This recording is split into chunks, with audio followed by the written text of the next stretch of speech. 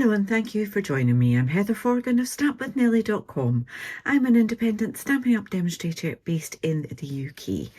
And this is the catalogue that's coming out from Stampin' Up in May. I think it starts the 5th of May, yeah.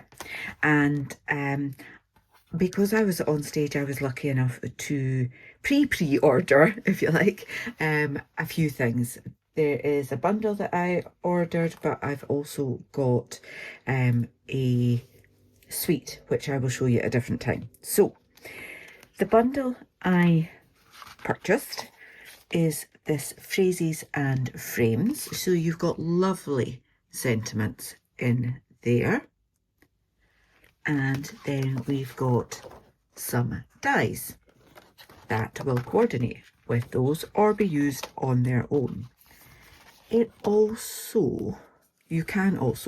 doesn't come together, but you can also buy this Stampin' Up Impressions mat. Now, it is pretty thick, and what that will do is allow you to die cut and then pass it back through your cut and emboss machine and get some dimension to it. And I've got a couple of cards I want to show you that I've made with these dies. So look at the detail on that frame. I mean, look at that gorgeous paper, but also look at the detail on that. So you can die cut it and it'll be nice and flat, or you can die cut it and then put it through with your impressions mat to get that gorgeous detail.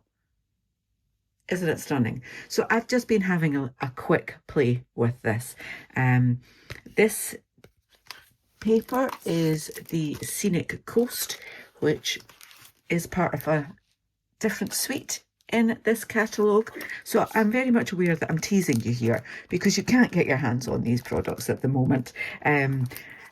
My friend Janice got that in her prize patrol on stage and very kindly gave me half a packet, and I gave her half a packet of the paper that I got. And I just simply thought that frame around about that paper would be kind of cute, and it is. I've also put some embellishments on that. These are from the same suite as the Scenic Coast. They are Sunset Sparkle Sequins. So that was my first card using that. And then I thought, what would that frame look like if you used two-tone cardstock and then sanded it back? And that is how it looks. So for this one, I have used a stamp set you can get your hands on right now, this gorgeous Flowers Fair. Now, I stamped that with Mossy Meadow ink, and this is Mossy Meadow two-tone card. I'll just show you the bit that was left over. So you've got a light and a dark on that, and it has that white core when you rip it. So when you sand it back, you expose that white core on there, and depending how hard you sand it, how much of it will come off that. So yeah, as I said, I stamped the Flowers Fair with Mossy Meadow, and I've used watercolour pencils because the Mossy Meadow card ink isn't water stable. It's kind of blended in, but it's given me lots of tones. I used Garden Green and Old Olive on the leaves, and Daffodil Delight and Pumpkin Pie on the flowers, Pumpkin Pie and just the centres of them. And that lovely sentiment is from the Phrases and Frames. So I'm going to quickly show you how these dies work, just with some spare bits of cards that I've hidden on my desk already. Oh, and the other thing I did was, again, just having a little play, cut this frame from very vanilla card and then just swiped an ink pad over. That was basic beige on that, and again, it's just a different technique to bring out that super texture on that die cut there. So I'm not going to use the big one again. I'm just going to show you These ones, again, I will just simply die cut them. I will bring in my cut and emboss machine right now. My desk is very wobbly. It's one of these desks that's sort of supported at the back and at the sides, so it is really wobbly, even just when I lean on it. So the camera will probably shake, but hopefully you'll forgive me so that you can see this technique.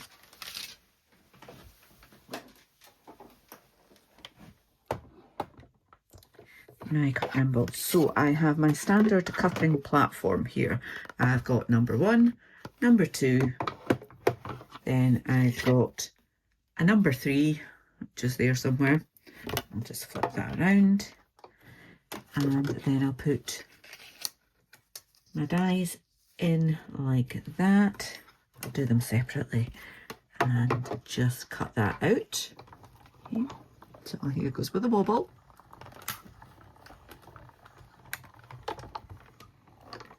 Okay, now ideally I would like to keep the card in there. Oh, and I've forgotten a step. Well, this'll be interesting to see how this works. So that's come out. That's fine. It's not a problem. Okay, I'm gonna take that out like that and that out like that, and then I'll do the other one. But I will do the step that I missed. It suggests spritzing it with water, so I'm going to do that off camera because I don't want water all over my desk.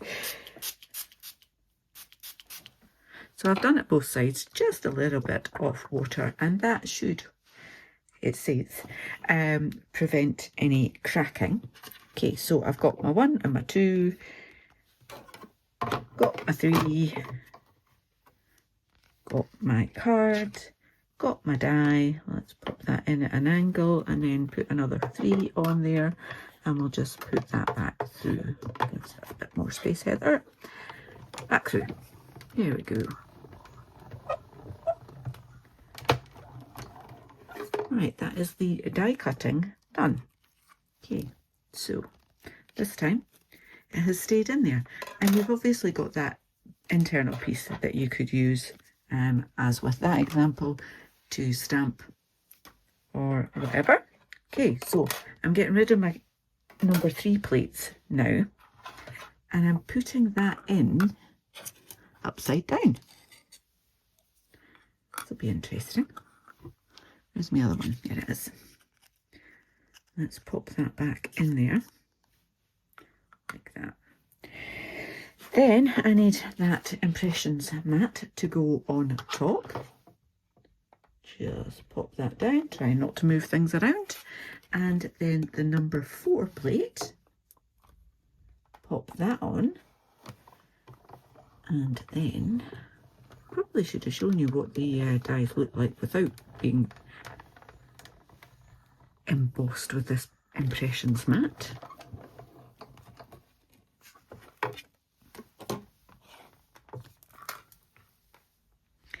It will pick up stuff from your plates. A quick lint roller will take that all off, which I will do later. And there we go, we have that one. It hasn't cracked actually, so I didn't need to spritz that, but it's maybe just because it's a smaller one. I possibly wouldn't risk it with that great big one. And then pop that one out. Look at that. Look at that.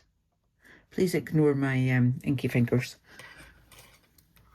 And then this one, just peel that out like that. And we've got that gorgeous detail as we had with that one. So there's the difference of just swiping an ink pad over the top. So look out for this type of die coming in the catalogue. There is another one in the catalogue that I did get to play with whilst I was on stage, and I've just spotted it at the end of my desk there. That one there. Gorgeous texture on that as well. So I'll bring back my 2 cards. That one both using the larger frame from the set. I combined those two for the sentiment on that one. You've obviously got that you could back that with in perhaps a different colour, whatever, or pop that up more. Combinations, not exactly endless, but there are quite a lot of combinations here. So yeah, I was going to say, where did that one come from? But it came from the middle of that one, didn't it? Of course it did, like that. So yeah, I'm going to have lots of fun with this, I'm quite sure. And I have to say, I am rather looking forward to being able to play with that one again as well. If you are interested in the stamp set that I've used for the back there, you'll find a link to that in the description for this video, along with the cards and inks that I've used. But for the actual bundle itself and the impressions mat, they will be available in May. I hope you've enjoyed this sneak peek. If you have, please give me a thumbs up. If you're new to my channel, please click on that subscribe button, click the bell, and get notification the next time I upload a video. Until then, please do take care. Bye-bye.